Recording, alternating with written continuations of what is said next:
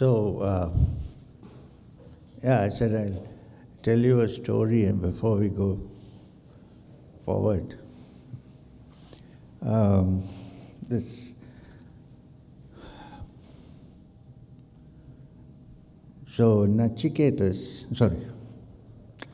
There's a place called Ujjain in Madhya Pradesh where there was a famous king called Bhartrhari. Bhartrhari was not only a great king, he was also a spiritually inclined person. One day, a sage, or rather a rishi, came to see him and gave him a fruit, which he said will give you the greatest enjoyment in life, greatest virility that one can possess, and he gifted it to him. And Bhartrhari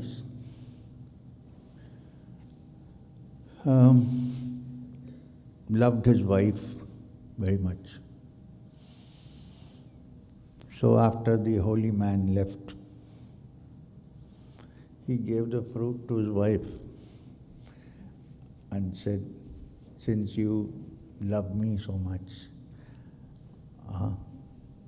I'm gifting this fruit to you, which was given by a holy man, which will give you long life and happiness and strength and so on. Now what happened? His wife was in love with his commander-in-chief.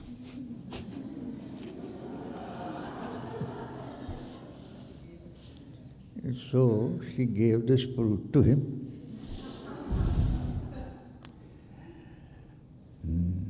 Then the commander-in-chief was in love with the lady who came to massage the king. He gave it to her. The lady who came to massage the king was greatly in love with the king. So she gave it to him.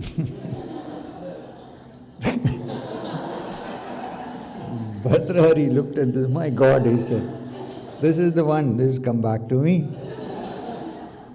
So he took it in his hand and threw it down. He said, dhik, which in Sanskrit means hell, shit. He threw it. And he said, this is the world. And next day walked out of his palace and became a renunciant. Asanyasit. Because he met a great teacher from the Natha Sampradaya, from south. And then he became a yogi and he came back and then built the Bhartrhari caves and so on out there. It's still there. So, this is how things are. Okay, now we'll go to Yama.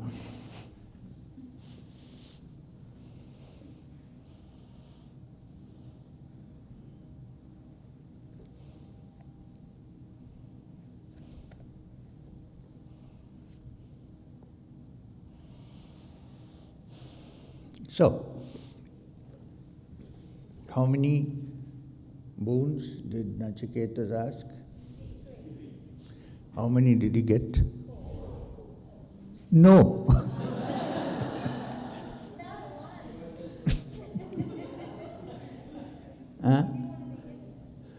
He got the first, he got the second, he got the third, which was the bonus. But the last one he didn't.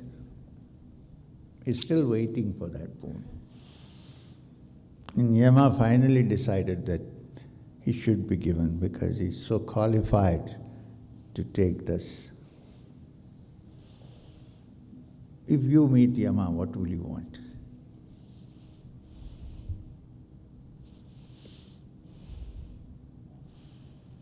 You will want silence, okay.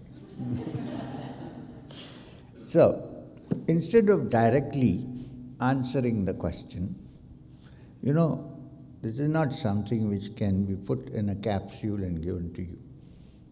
It's not, there are no shortcuts to the understanding which this guy wants. You can't put it in a capsule. There are no, you can't pay for it and get it. It has to come by itself when one understands how to approach it. And each individual has to approach it in his or her own way. And it has to come only naturally through understanding the process. So, instead of saying to Nachiketa, this you'll get it here, which doesn't happen. So Yama is explaining to Nachiketa how to get there, that which he is seeking. What are the principles to be followed? How does one approach? And therefore, this is the answer starting. Anyachrayo anyat utaiva prayaste ubhe nanarte purusham sinita tayoshraya adadhanasya sadhu bhavati hiyate arthad yahu prayorinite.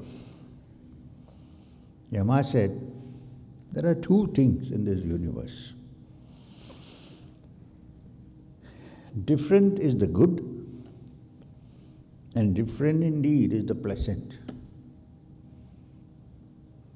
These two, with different purposes, bind a human being.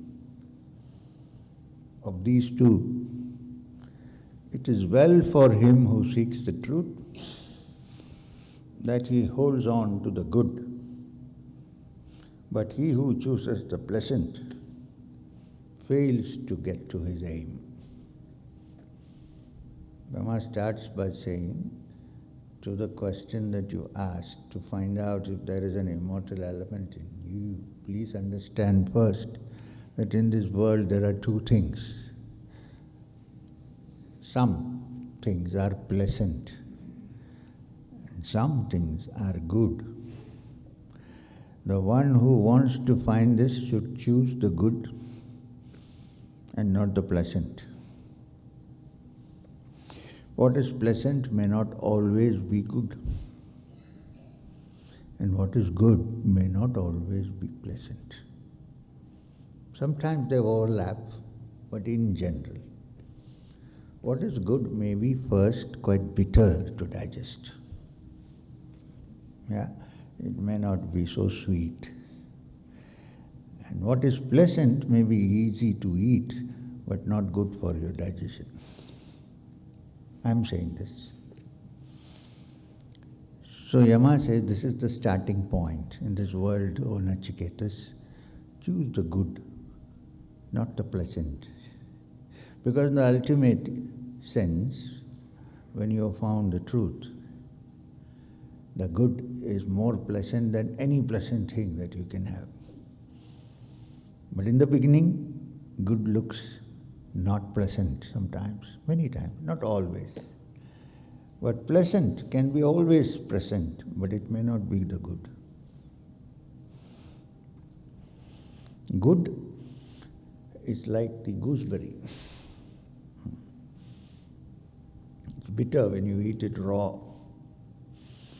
Then after you've finished eating, when you drink water, it's so sweet. Good is like that. So, in this world, choose between that which is good and that which is pleasant. Follow the good and you're on the path. Follow the pleasant and you're sunk. Sunk meaning you're not on the path. Unfortunately, today, even spiritual teachers offer the pleasant. Because good, who wants good? Because it is painful. And since to do business is to give that which you want, cater to your needs, it's good to give the pleasant.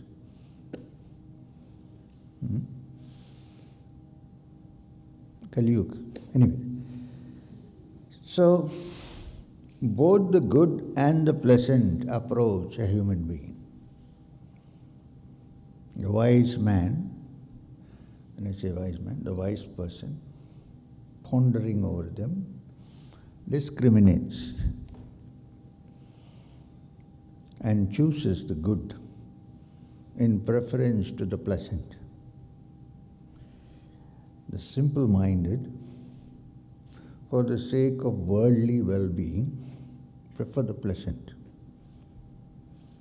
What he's trying to say to Nachiketa is that if you are serious about finding out what you want to, choose the good and not the pleasant.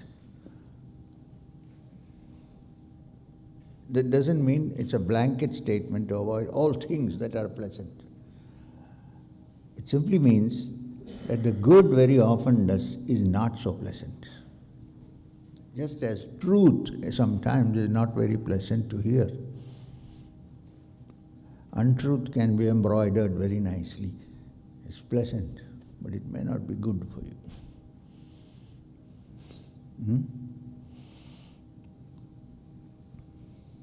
Prayascha manushyam, both the good and the pleasant approach a human being in this world. The wise, pondering over them, discriminate. The wise choose the good in preference to the pleasant. The others, for the sake of worldly well-being, prefer the pleasant.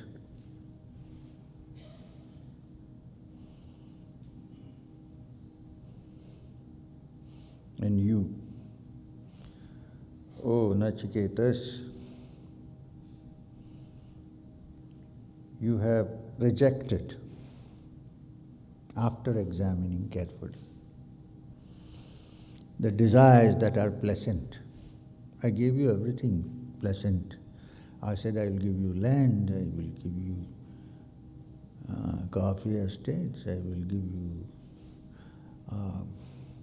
dancers, and I will give you musicians and rulership over the entire world, and you rejected everything through discrimination. Nachiketas.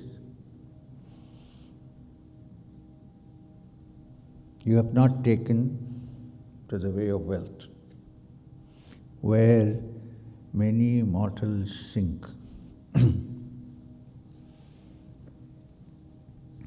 It's also because wealth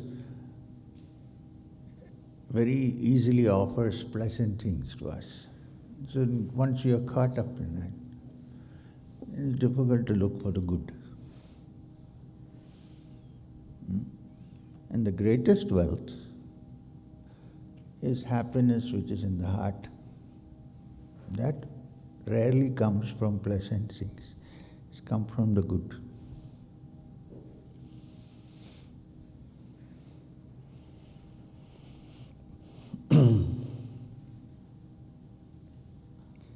Widely apart and leading to divergent ends are these: ignorance and wisdom.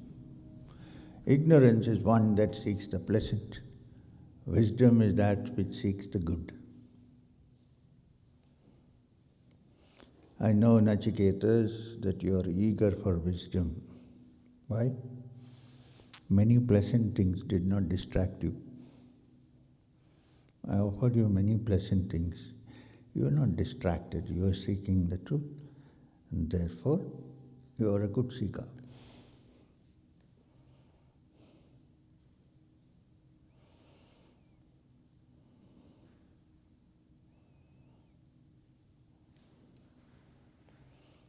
Then, the fifth sloka says, Avidyayam antare vartamanaha swayam dhiraha panditam manyamanaha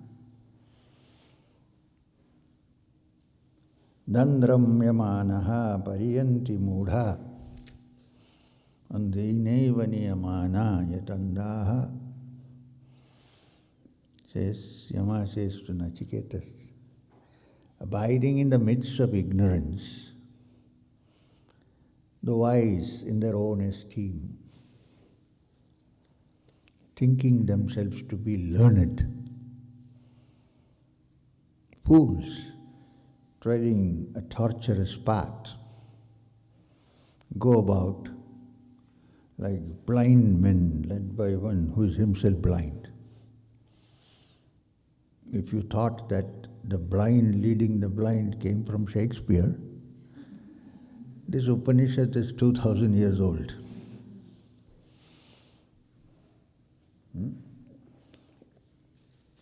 Upanishad says, avidyayam antare vartamana, abiding in the midst of ignorance,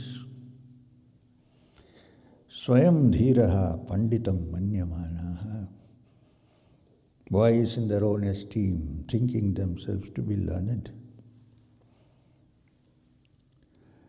Dandramyamanaha pariyanti mudha, fools treading a torturous path go about. Andhainaiva niyamana yatanda, fool, the blind leading the blind. Which means that one knows all the Shastras and can by heart chant all the Shastras and has learned everything. Doesn't mean that one can go towards the truth. When such people take upon themselves the responsibility of leading others, it's like the blind leading the blind, because they live satisfied in their own self-esteem. I know everything. And what is the meaning of Nachiketa who starts this Upanishad? One who does not know. Nachiketa.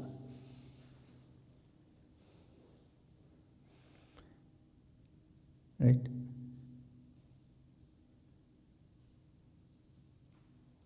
What?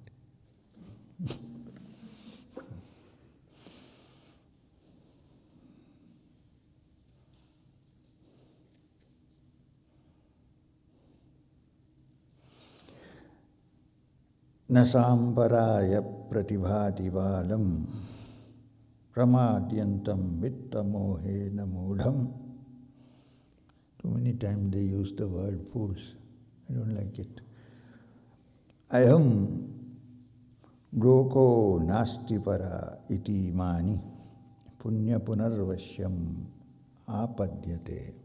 That means what lies beyond shines not to the simple-minded, careless and deluded by the glamour of wealth, thinking only this world exists, there is no other.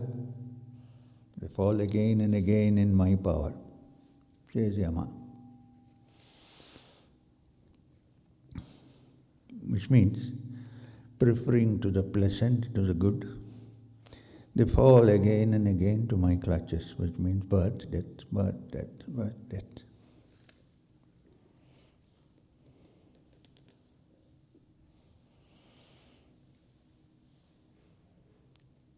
Surana,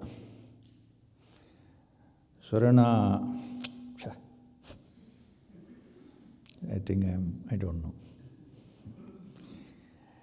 Sravana yapi bahuvir yo nalabhya sinavanto api bhavo yam na vidyu ascharyo vekta kushalasya labha ascharyo jnata kushala naoshishtaha.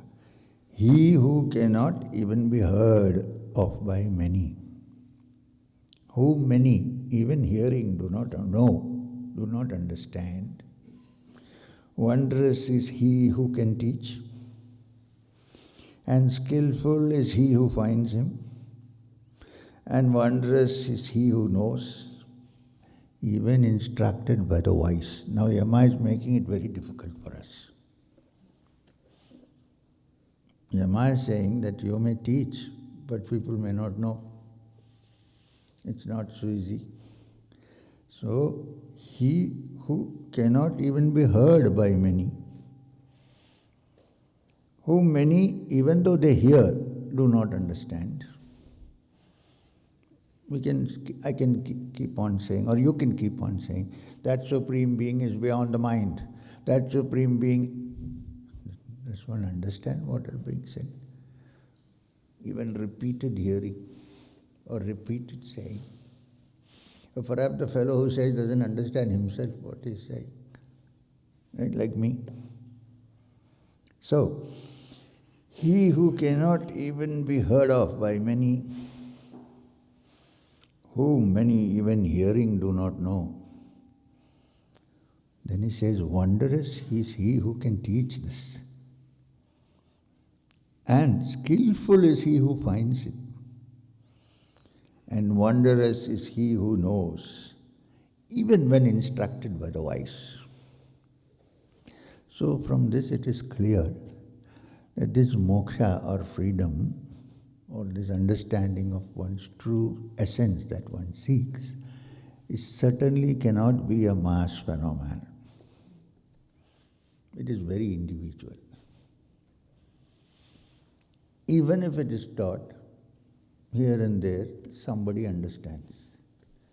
There is no formula. You know what I mean? There is no formula to the truth. If you call it a formula, the only formula is that you are independent in your seeking. There is no common mantra which will take you to the truth. Yeah, there is a sound about which a discussion comes later. There is a sound. And what I am trying to say, what Yama is trying to impress Nachiketas with, is that it is not a joke, man. It's a very serious affair. So don't think you know after hearing me.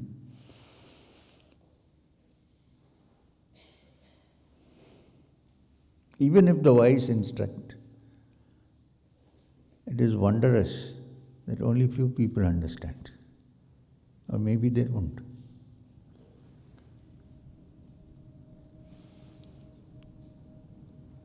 Now,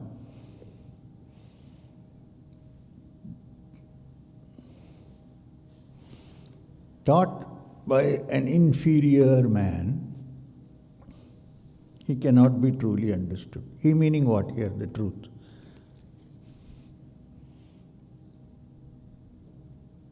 Why? Because he is thought of in many ways. Unless taught by one who knows him as his own self, there is no going thither. For it is inconceivable and subtler than the subtle. You know, this is why the Upanishads were not taught to all. Secretly, few people gathered under a tree and then sat down and discussed rahasya in secret, because they didn't want to shatter the ideas that people carry. Now we are making it public, and the one who makes it public has to suffer for it. I'm not joking. One man, many 100 years ago, talked in public what was private and secret. And what happened to him finally? Hung on the cross. So it's even dangerous to talk about this. That's why they were called rahasya. Keep it to yourself. But the idea of teaching is somewhere, sometime, it will go inside and start working from inside, and then something will come out of it. This is, it doesn't matter what happens to me. There is no me, actually. Temporary figure sitting here. After some years, it won't be here, like everybody else. Yes? Do you expect me to be sitting here for 100 years? No. One doesn't care, really. Now, don't look sad. I mean, it's the truth. So anyway, taught by an inferior man. What does inferior man here mean? It's not to classify human beings as inferior and superior. What it means is, it cannot be understood by when it is taught by somebody who himself has not understood it, or who hasn't understood that what he's trying to teach is about his own self.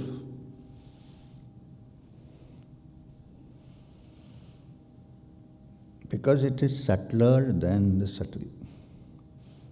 It's so subtle.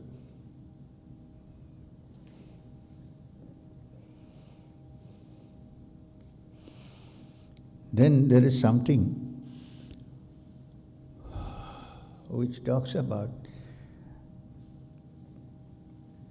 some seekers who think that they don't need to be taught, they'll find it by themselves. Why? Because Ramana Maharshi found it by him. Everybody is not Ramana Maharshi, please. The Upanishad says, Naisa tarkena mathir apaneya. This is not attainable or apprehended by reasoning. But my dear,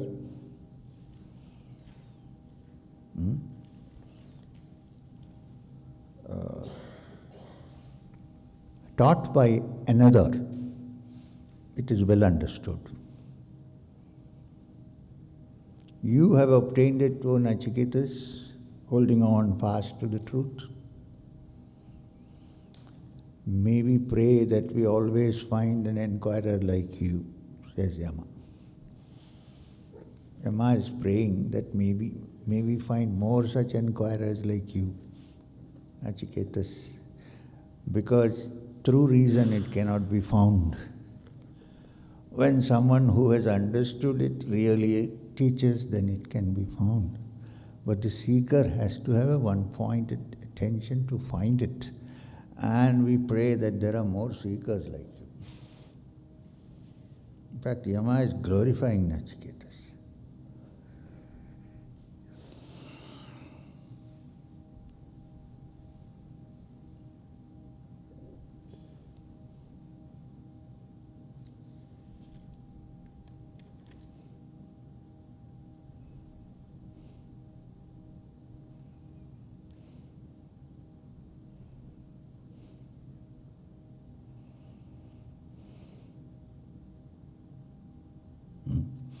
I'm shifting 2 slokas because they are like repetitions and going to the next. 12th. Tam durdarsham gudham anupravishtam guhahitam gahvarashtam puranam adhyatma yoga adikamena devam matva dhiro harsha shaukao jahiti. Realizing through self-contemplation that primal supreme reality, difficult to be seen, deeply hidden in the cave of your heart, dwelling in the deep, the wise man leaves behind both joy and sorrow. Why that last statement? Because where there is joy, there is some sorrow round the corner. It also means the other way. When there is sorrow, there certainly is something round the corner, which is joy. But the wise who have touched the secret, which is nowhere else but in one's own heart, the secret dwelling of the heart, sees the self there, he goes beyond the ordinary joys and sorrows of life. Joy comes. Okay, good. Have a cup of tea. Bye. Sorrow comes. Yes. Have a cup of tea. Bye. You're getting caught up. You know what I mean? I think you know it. I have a feeling there are very wise people here. Serious. Something is going on. Something is being grasped. I'm not praising you, okay? But if I say, I don't think anybody understands a word, then there is sorrow. You have to be beyond that.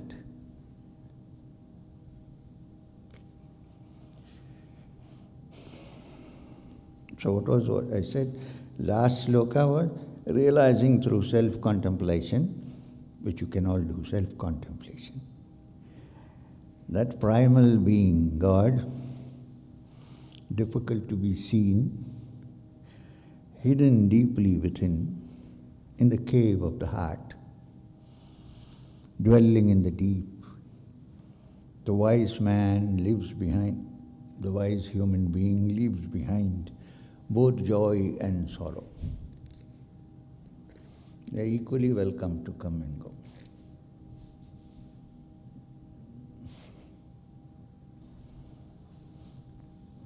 Hearing this and comprehending it, a mortal, extracting the essence and reaching the subtle, rejoices, having attained the source of joy. I know that such an abode is now wide open to you, O Nachiketas, says Yama. Etat chutva samparigrihya matya pravaharya dharmyam anum etam apya samodate modhaniyam hi labdhva vivattam sama nachiketasam manye. So Nachiketas, that abode is now wide open to you, says Yama. Which abode? That which one reaches, one rejoices, which is so subtle that one has attained the source of all joy. And I'm sure everybody wants to attain the source of all joy, right? It's pointless to come all the way to Texas. You don't want some joy. Joy is what we seek, but the seeking is in the wrong direction. That's the problem. We all seek joy. Direction becomes a little wonky. It's unnatural for human beings to seek joyless states. The built-in system seeks joy. But we think this is joy, that is joy. We think joy alukas is joy. It turns out it's not. You know what is joy alukas? Gold merchants. Anyway,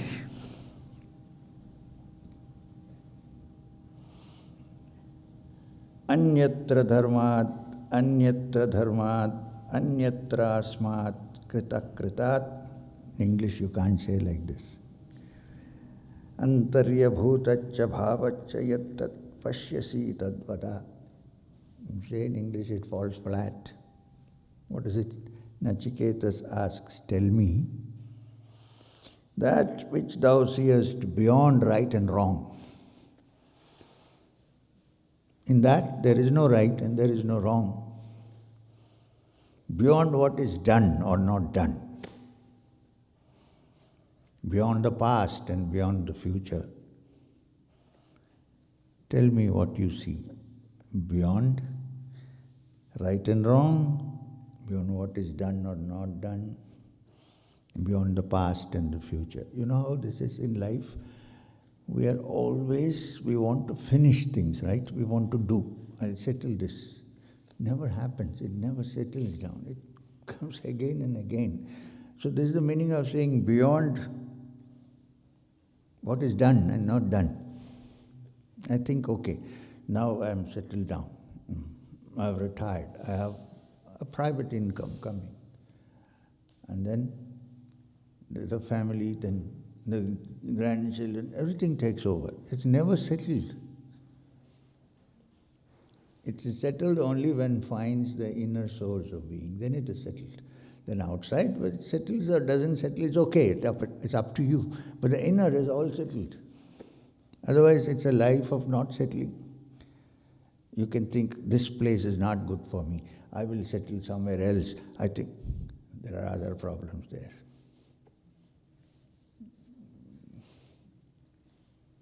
We cannot have a place where there is no problem. It's not possible. But I can find a state where there is no problem. State, not geographical location. State, mind.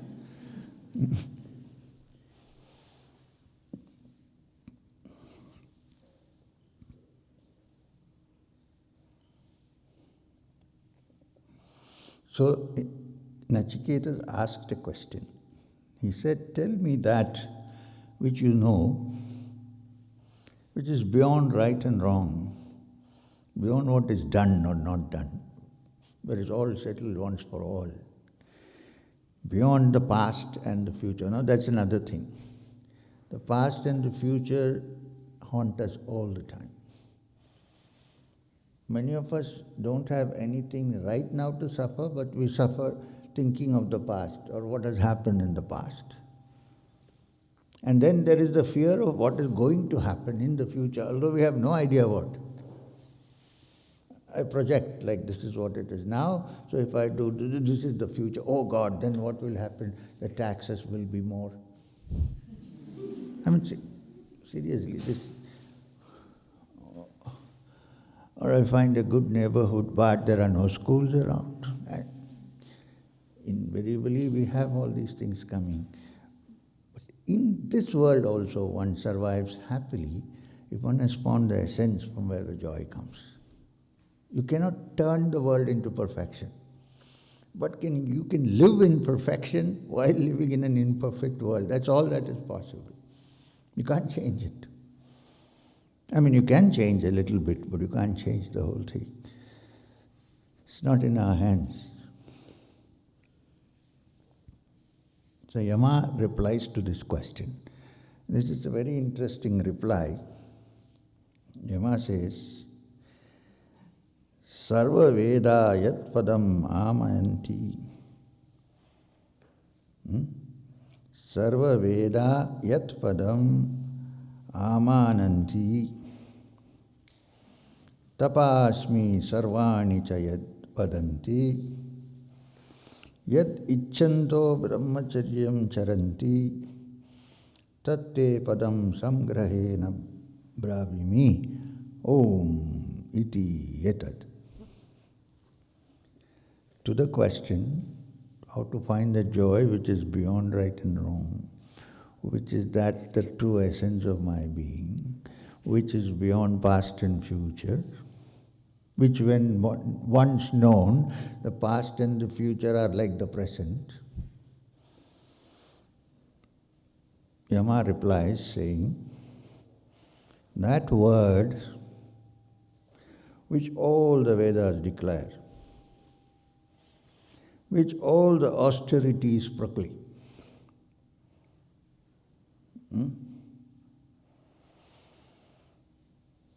Yat icchanto brahmacharyam charanti, desiring which people live a life of a religious student.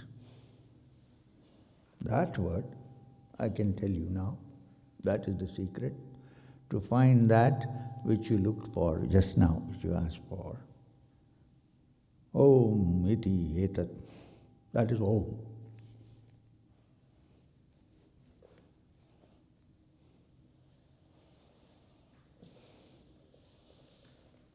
Thank you. That was a good performance. Thank you.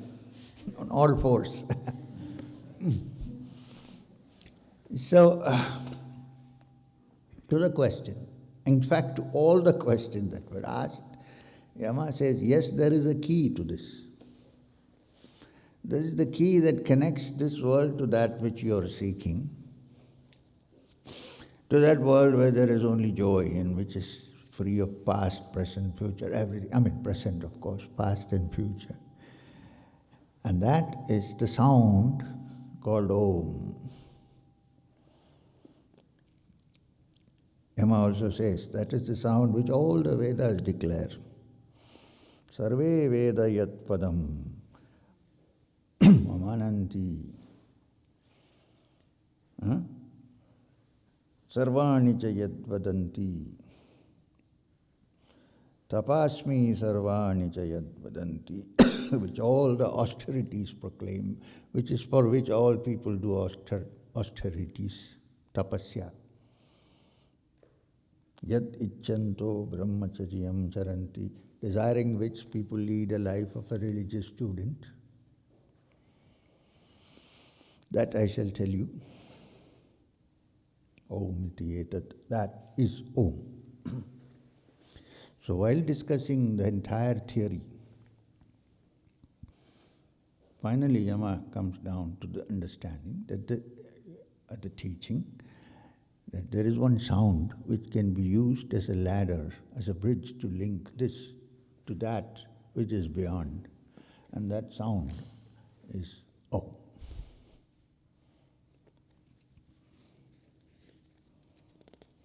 Which is why even those pure Vedantins who don't want to do yoga and pranayama and all these things, Brahma Satyam, Jagat Mithya and so on, even they do something called the pranava sadhana, which is chanting of Om. In fact, that is one big secret you can hold. You don't need anything else. If you want to just do sadhana, sit down quietly and chant Om and listen to the sound of the Om as you chant. And if there are other people around and you don't want them to hear, then tape it in and keep headphones and listen to the Om. Chant the Om and listen to it. So here silent chanting does not work. You have to hear the sound vibrating inside and outside. And don't forget to give a little stress to the last syllable, ma. It's not just like, I see some people, when you start chanting Om, I don't know when it's going to end. So, sometimes I think, are you okay? So, of course, there is a syllable A in the beginning, no question. But there are other syllables also, please. So it's like,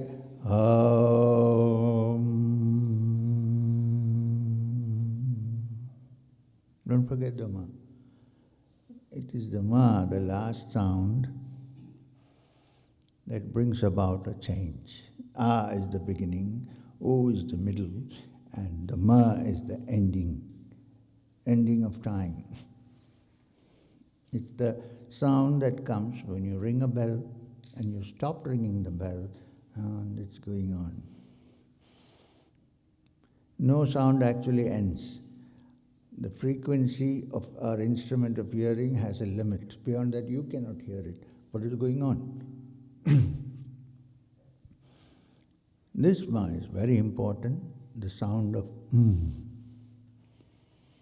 is also the first word of Maheshwara, the destroyer, because it ends everything and a new beginning comes along.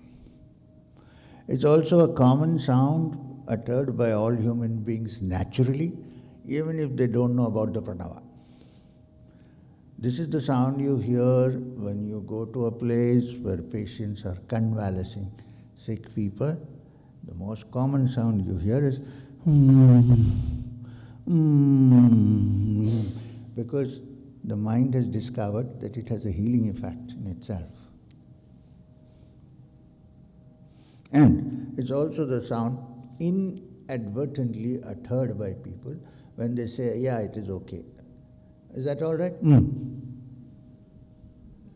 If you say, is it all right? You don't say, ah. Means yes. Then you can make it and so on. So, the chanting of chanting of Om with due stress on the last syllable Ma is a great technique of sadhana, which if you continue to do and listen as you do, it will take you to that which is beyond all sorrow. You don't have to do anything else. Just sit down and chant. Now, Keep your minds clear and have, the only desire should be that I should find that joy which is beyond the vagaries of time and moods. Because if you have some other desire and chant Om, it might fall into your lap. But you miss your goal. I think that's a fair warning. I'm not joking, you're not supposed to teach, but let me. I want to have a big house, and in my sankalpa, visualize Om. Very soon you'll have a big house, but you have missed the journey, right? You have missed the goal.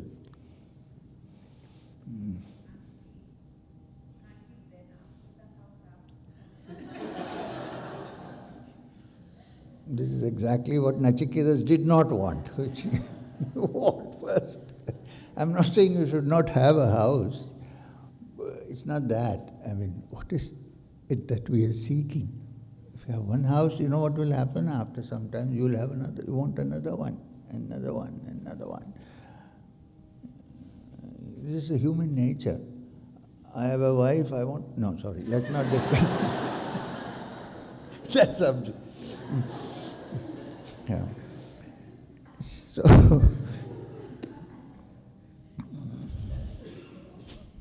Sometimes I get frightened of it, because all this is on video, right? Somebody at home might be watching. So, that's the end of today's Upanishad session. I know we have 5 minutes before. Yes, ma'am. You were writing a book or something, I heard. Anyway. The bone? Oh, good. The goal of life in Advaita Vedanta or Vedic is moksha. Yes. So this is still a vague concept for most of us. That's what we were trying to explain the whole day. Yesterday, today. Huh? But can you at least summarize or crystallize what is moksha? This is exactly what we were saying all these days. Yesterday you were here, 4 sessions you were here. This is exactly what some student in the Upanishad also says. After listening to the whole thing, he says, "Sir, please teach me about the Brahman." I'll quote it for you afterwards. So if you listen carefully, keenly, listening is important. You know why people don't listen? Because they have their own ideas in their minds. If you keep that aside and listen as if you're listening to something for the first time, then you wouldn't have asked me this question. You cannot crystallize it. It's not a salt. I cannot crystallize it. But all hints towards that have been already given in the Upanishad. Yes or no?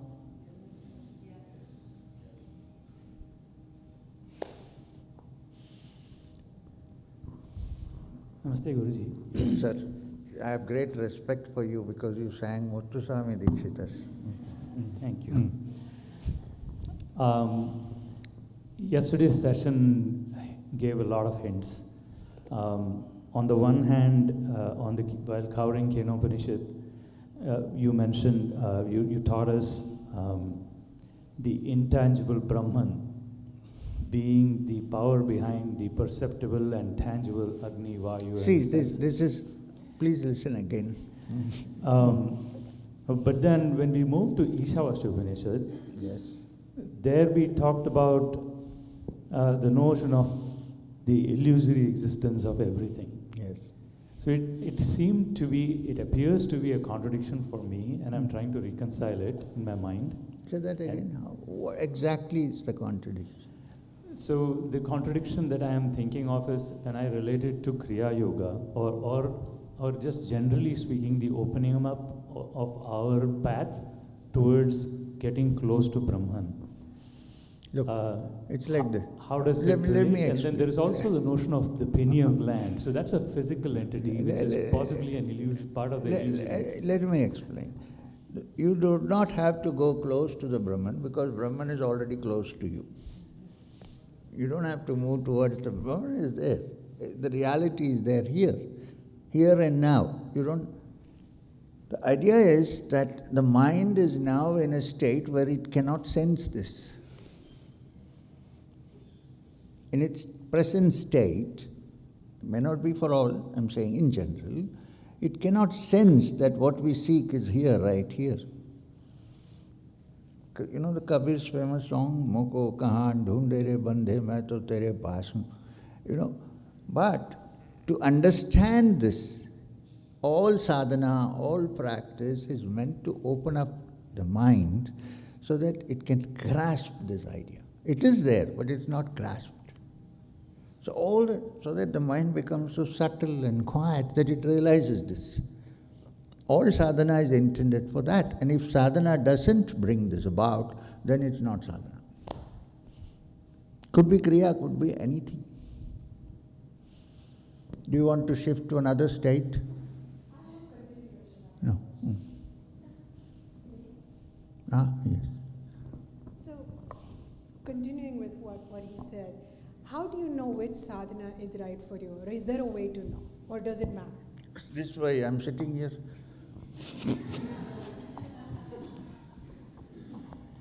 You know what?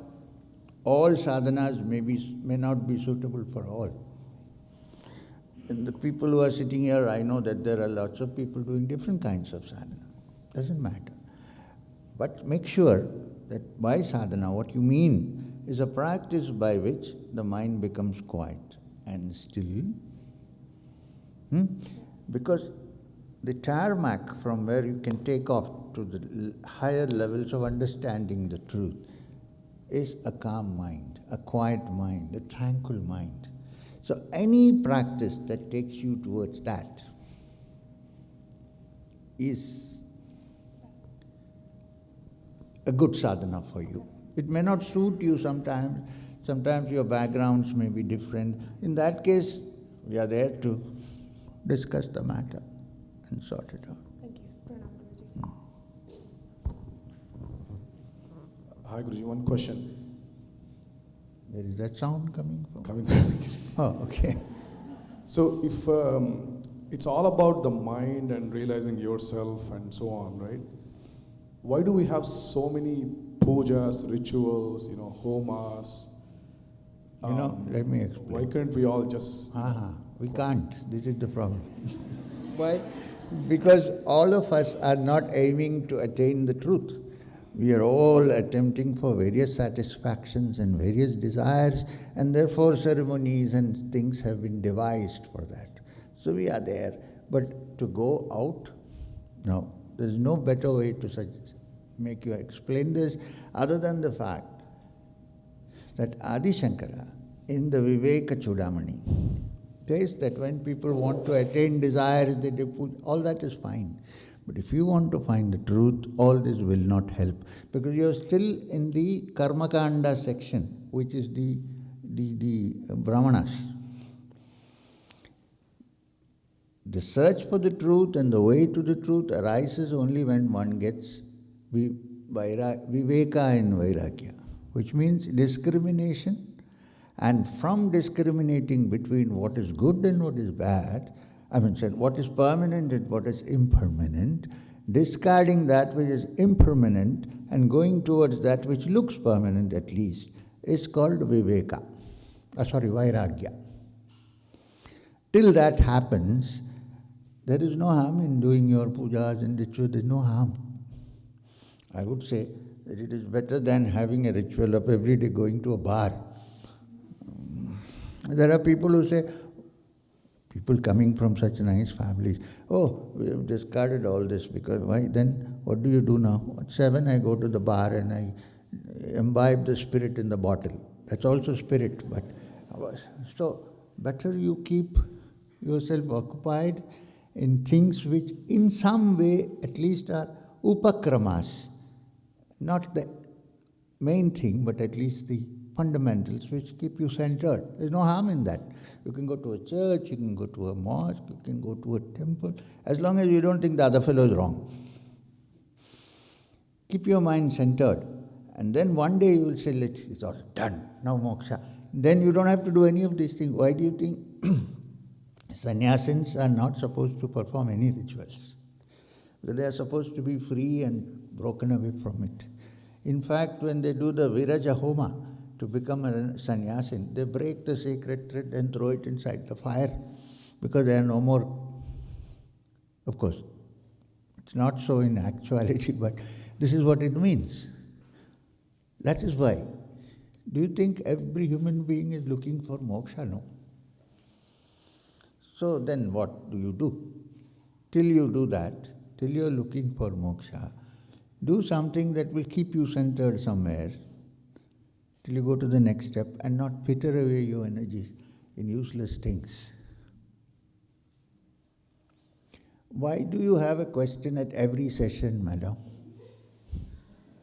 No, I just want to know. Do you want my attention? No. Yes. Okay, when I come back, okay? I'll answer your question. Sorry.